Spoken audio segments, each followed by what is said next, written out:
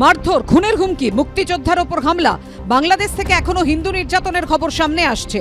আর এই পরিস্থিতিতে এপারে উদ্বেগ বাড়িয়ে সমানে চলছে অনুপ্রবেশের চেষ্টা। বৃহস্পতিবারও রানাঘাটে ধরা পড়ল 10 জন বাংলাদেশি অনুপ্রবেশকারী ও 5 জন দালাল।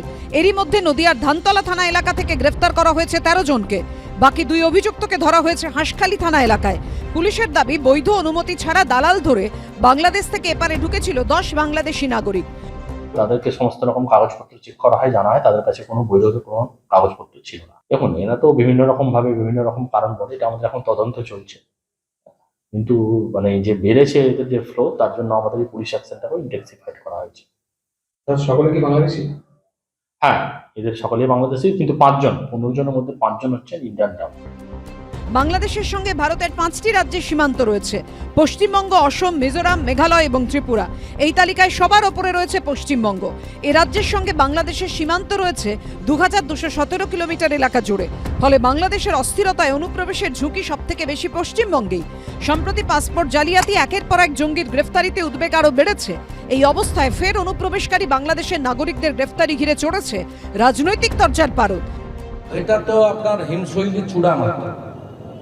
হাজার হাজার অনুপ্রবেশকারী প্রত্যেক দিন এই রাজ্যে প্রবেশ করছে। বাংলাদেশের ভোটার, তৃণমূল কংগ্রেসের নেত্রী আলো রানী সরকার গঙ্গা।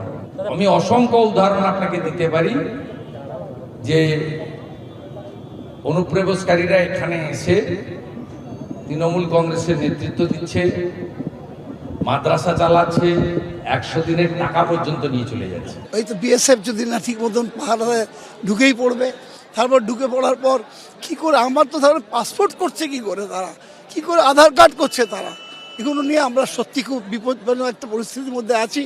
পুলিশ, এসটিএফ যারা যারা আছে তারা আরও সক্রিয় হোক, বর্ডার সিকিউরিটি ফোর্স সবাই সক্রিয় হোক, এটা দেশের নিরাপত্তার প্রশ্ন। পুলিশ সূত্রে খবর, ধৃত অনুপ্রবেশকারীদের সঙ্গে মানব পাচার চক্রের কোনো যোগ আছে কিনা খতিয়ে দেখা হচ্ছে। বিএসএফ সূত্রে আরও খবর, পদ্মাপাড়ের দেশ থেকে অনুপ্রবেশ আটকাতে ইতিমধ্যেই ভারত বাংলাদেশ সীমান্ত এলাকায় নজরদারি আরও বাড়ানো হয়েছে। সুজিত মণ্ডল ও শিবাশিস মৌলিকের রিপোর্ট, এবিপি আনন্দ।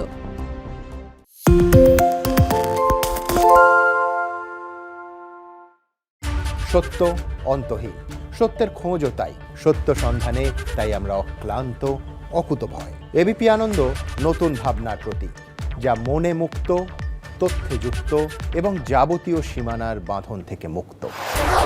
সীমা না শব্দটির মধ্যে লুকিয়ে আছে মানা শব্দটি, যেন চোখ রাঙানি এক অদৃশ্য ব্যানাজার, যা আটকে রাখে আমাদের এক ছোট্ট গণ্ডির মধ্যে।